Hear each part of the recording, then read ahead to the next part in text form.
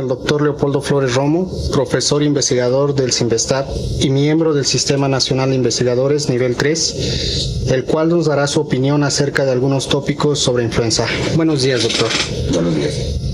Bueno, la primera pregunta que le hacemos es, ¿cuál fue su primera reacción ante la aparición de la epidemia de influenza en nuestro país? Pues la primera preocupación, porque en verdad después del tiempo de una epidemia, las epidemias transcurridas y de lo que uno medianamente conoce históricamente sobre las epidemias anteriores, pues había varias posibilidades. Una es que el virus de nueva aparición, entre comillas, fuera inocuo, fuera relevante. La otra es que fuera igual o peor que la influenza estacional, o la otra es que fuera en verdad un virus muy virulento, vale la expresión. Entonces no sabíamos al principio, no se sabía. Por eso fue de preocupación. ¿Cómo se modificó dicha reacción conforme al paso del tiempo? No, evidentemente, conforme fue pasando el tiempo y lo que, a pesar de la muchísima confusión que hubo por el mismo, incluso el propio secretario de Salud, que él mismo se confundía cuando decía los números, luego ahí mismo en la televisión le llegaban otros y las presentaciones que le prepararon a él no eran las mejores. De todas maneras, lo que sí fue evidente, a pesar de que las autoridades siempre tienden a esconder datos y a suavizar las cifras, que la mortalidad por el virus no era muy elevada, al menos. ¿Cómo considera el manejo de la epidemia por parte de las autoridades federales y locales?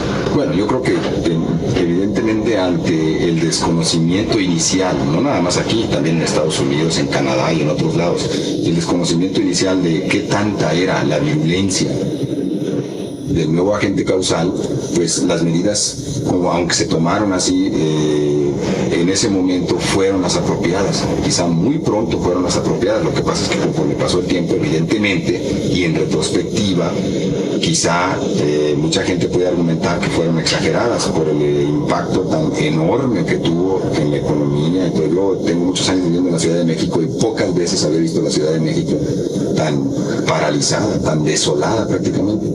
Entonces creo que el manejo no se depende de que no sigue, pero al menos en el Distrito Federal, a pesar de que en retrospectiva pueda pensarse que fue exagerado, es preferible que se haya exagerado en ese tenor y no en el opuesto, de haber no tenido medidas demasiado laxas y que la mortalidad hubiera sido mayor si el virus hubiera sido de virulencia muy diferente. Afortunadamente no fue así y las medidas ahora pareciera que fueron exageradas, pero no se sabía, las medidas fueron las correctas.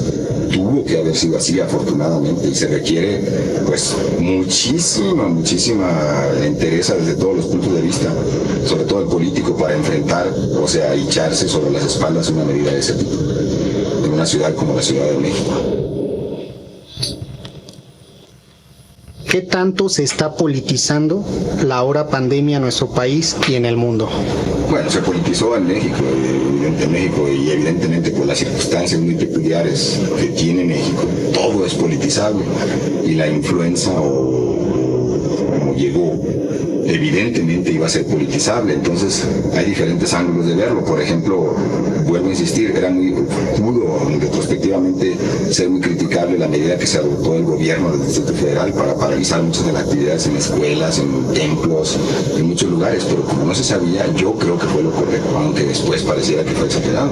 Pero eso, por ejemplo, ahí es al revés, ahí pudo haber tenido un costo político enorme para una gente que se aventara una medida como esa. Desde el otro ángulo, por ejemplo, también es muy politizable y a veces puede ser muy criticable, por ejemplo, que el gobierno federal al mundo le haya querido decir, y fue criticado en el extranjero, pero no apareció aquí, de que resulta de que con las medidas que tomaron aquí, y no precisamente por el gobierno federal, resulta de que México había sido el salvador de la humanidad, lo cual evidentemente no es cierto. Entonces, pues sí, tiene ángulos políticos, evidentemente, dadas las circunstancias tan peculiares por las que atraviesan el México. ¿Qué intereses económicos se manejan cuando se presenta un problema de este tipo?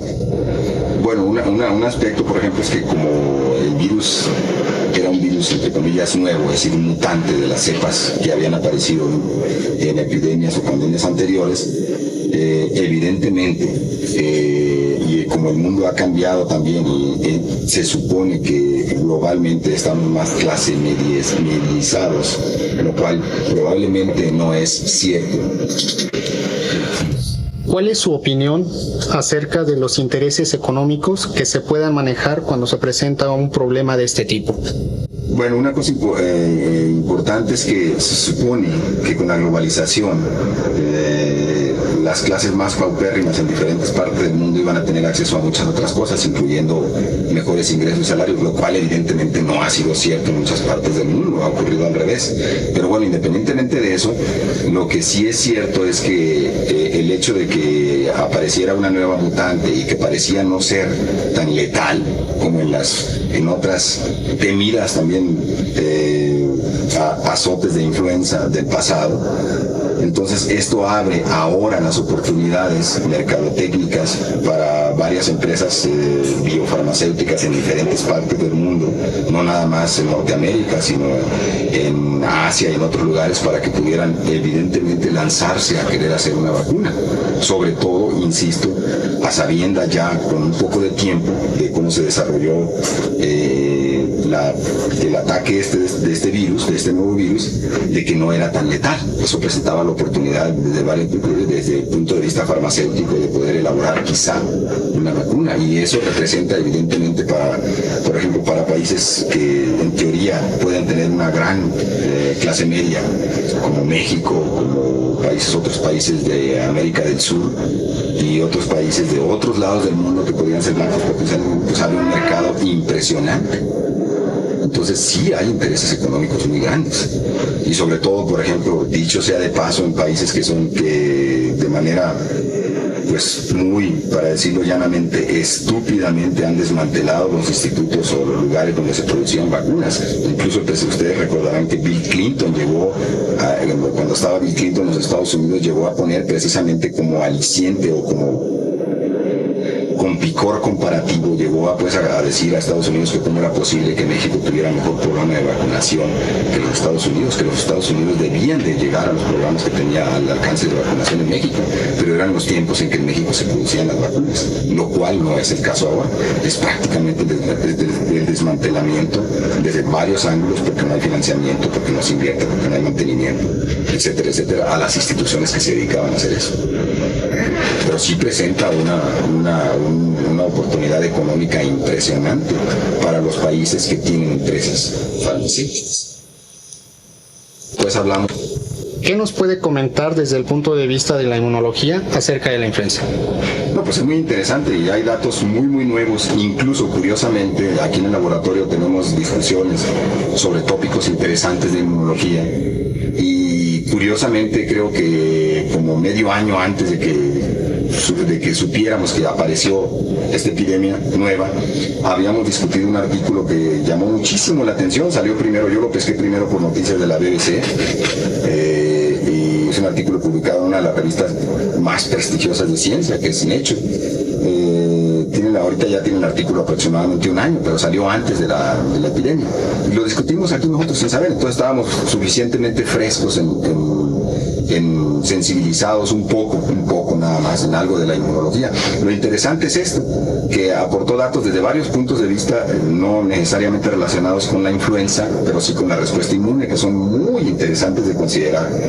En este estudio, si lo puedo resumir básicamente en unos pocos minutos, lo que hicieron esto es lo preciosísimo, porque el trabajo, como los buenos trabajos de calidad, no está hecho con técnicas complicadas, ni con técnicas ultramodernas, ni con aparatos. Es un trabajo que está hecho fundamentalmente con técnicas como ELISA, determinación de anticuerpos, citometría de flujo. Básicamente es un trabajo que está pensado y está hecho con el cerebro, más que con aparatos nuevos. Entonces lo que hicieron fue ir a buscar en estos años, estamos hablando de un trabajo que se acaba de publicar el año pasado, sobrevivientes de la epidemia de 1918. Sí, escuchan ustedes bien, sobrevivientes ahorita de la epidemia de 1918. Y eran algunas decenas, tampoco crean que había tan pocos. Entonces, como recuerdan, la epidemia del 18, pues depende de quién diga las cifras, pero algunas gentes calculan que fueron entre 30, 40 o hasta 50 millones de seres humanos que se llevó a la tumba en 1918. Pero bueno, los sobrevivientes de eso ahorita, pues son gente que en este estudio tenían, el más joven era un muchacho de 95 años, y de los más maduros había el mayor de ellos, el mayorcito de estas decenas que se estudiaron, tenía 105 años. Entonces, gente que sobrevivió a la epidemia de 1918. Algunos de ellos incluso reportan ahí pues que recordaban que en las casas ahí las veces hubo la mortandad que hubo. Pero bueno, el punto es, ¿y qué fueron a hacer? Bueno, esto tiene además un preámbulo científico muy interesante antes de meternos al estudio que hicieron en humanos. El preámbulo de este trabajo en humanos es que otro grupo muy importante, comandado por un joven español que estaba en Nueva York, prácticamente con tejidos de gente que había muerto en 1918, de tejidos que quedaron congelados de la gente que murió de la influenza en 1918, resucitaron al virus prácticamente, es decir, por lo que se llama genómica reversa, reconstruyeron al virus de la influenza. Al querer publicar eso, creo que el 2005, pues tuvieron problemas con el FBI, evidentemente con la Agencia Central de Inteligencia de los Estados Unidos, pero al final ganó la ciencia y se publicó. En realidad el virus, ahora, ¿cómo demostraron que el virus era de veras virulento, que era tan malo como el original de 1918, este virus resucitado y recompuesto por genómica reversa? Porque lo inocularon en ratones y prácticamente todos los ratones pues se morían de lo que se muere típicamente los pacientes de influenza. Entonces reconstituyeron al virus por genómica reversa, lo resucitaron y demostraron en vivo que el virus era extremadamente virulento, como el de 1918.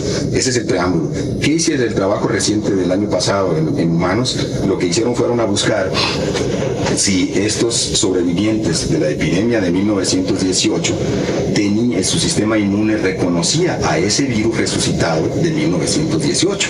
Y entonces compararon la respuesta inmune de estos sobrevivientes contra el virus de 1918, pero como controles pusieron, creo que los virus de otras 4 o 5 epidemias que hubo posteriores. No recuerdo, me parece que una del 33, otra del 40 y tantos, una del 60 y otra del 70, algo así. Y lo interesante de los hallazgos en estos pacientes, en estos sobrevivientes, porque no son pacientes, es que todos estos sobrevivientes de la pandemia de 1918, ahorita, los que tenían de 95 hasta 105 años, reconocían única y exclusivamente sus anticuerpos.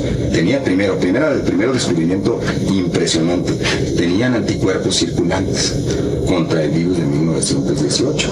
Cuando esos anticuerpos se ponían a probar a ver si reconocían a los otros virus de las epidemias posteriores, los anticuerpos no reconocían a los virus de las epidemias posteriores, por muy parecidos que hayan sido los virus, que no lo son.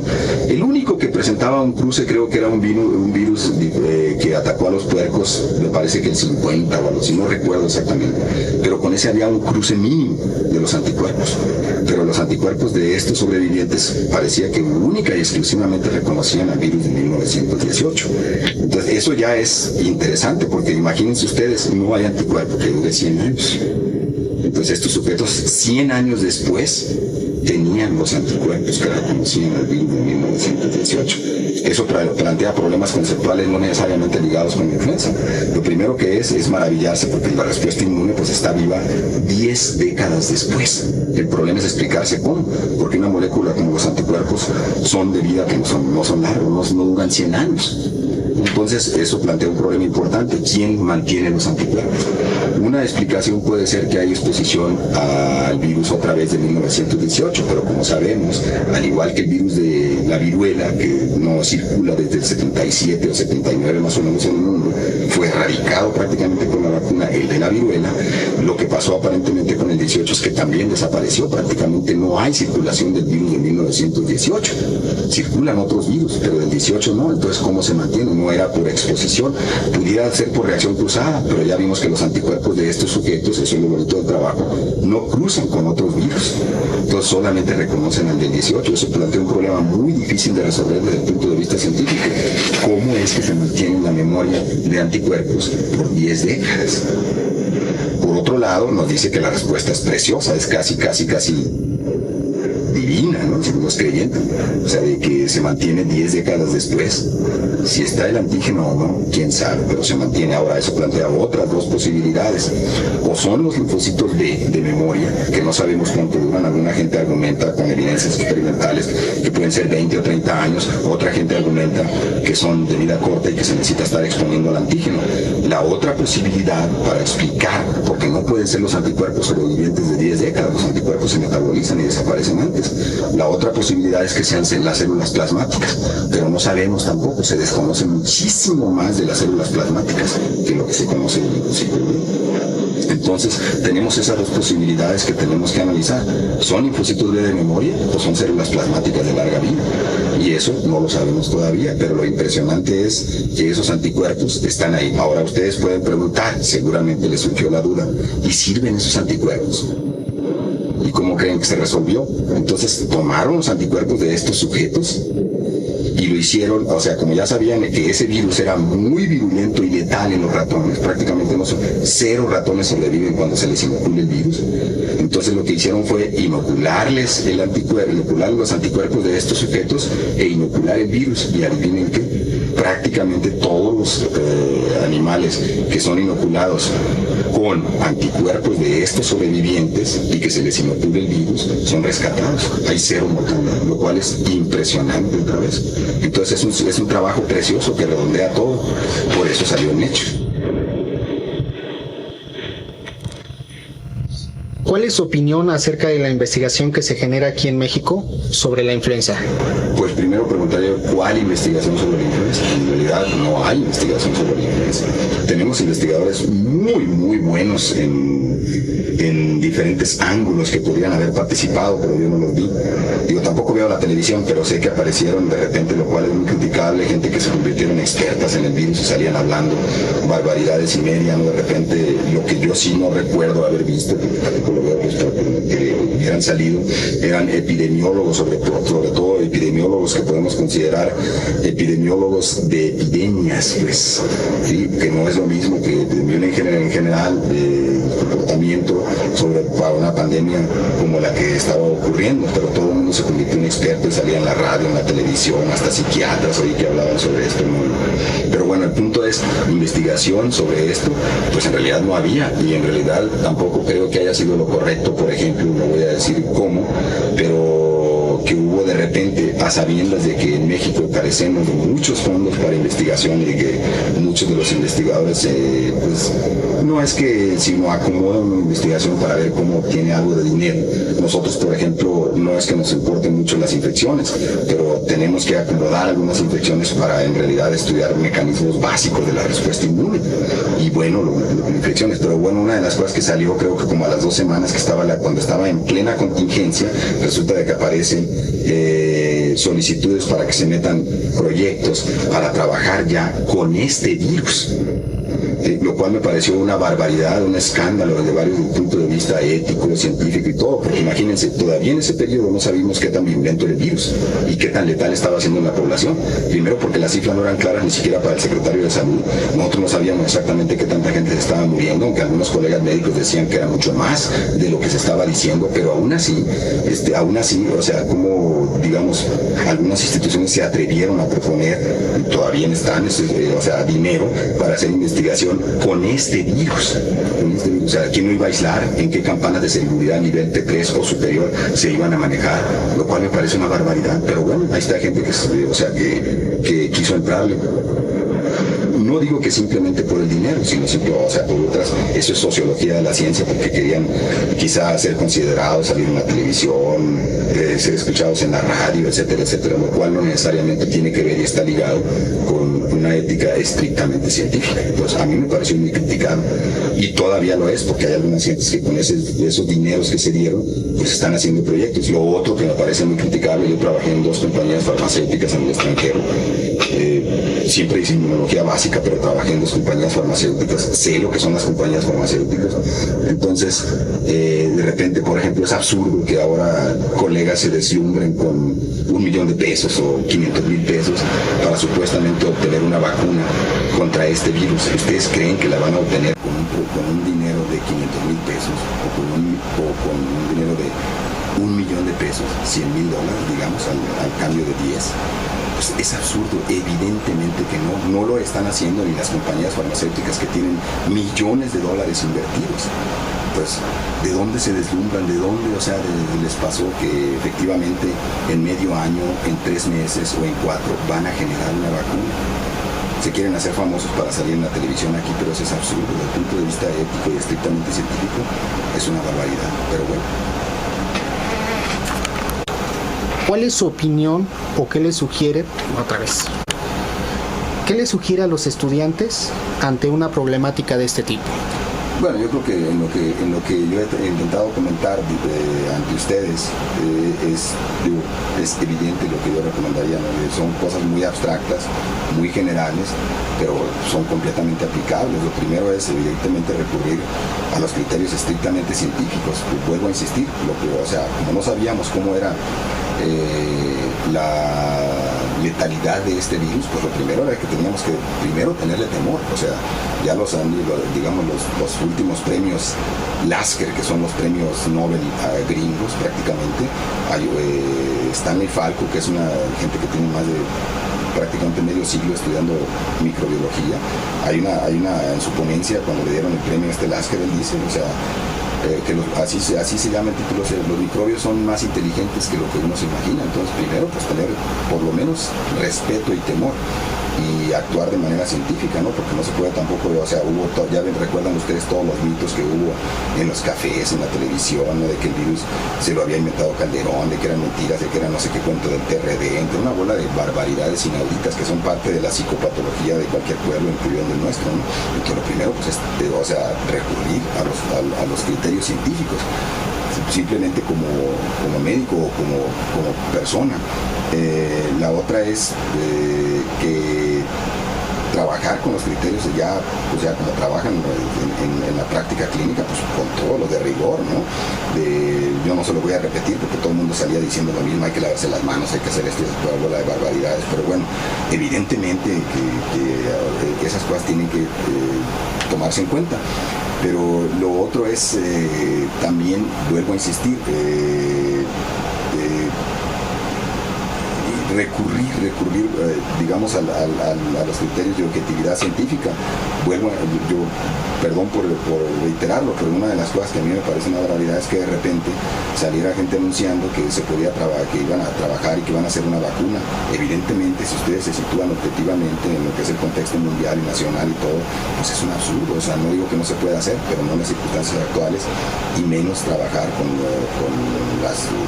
afortunadamente el virus no lo es. Entonces, las recomendaciones son muy generales, pero recurrir a criterios científicos, a criterios que no sean de psicosis o de histeria colectiva, y digamos, con eso yo creo que es más que suficiente recurrir a los criterios médicos, estrictamente médicos, científicos. Muchas gracias por su entrevista, doctor, y esperamos que... Gracias a ustedes. Hasta luego. Me voy.